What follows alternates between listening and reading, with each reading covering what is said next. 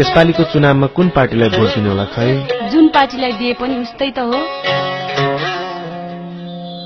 होइन है नानी बाबु हो,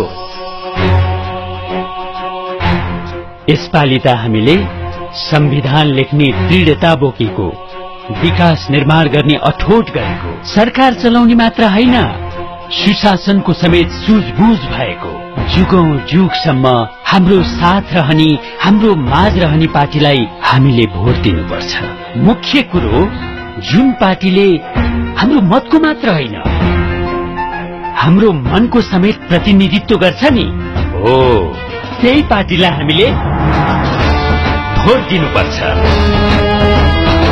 तपाईको मतको मात्र होइन मनको पनि प्रतिनिधित्व गर्छौं हामी। सूर्य चिन्हमा मतदान गरौं। एमालेको नीति, एमालेकै नेतृत्व स्थापित गरौं।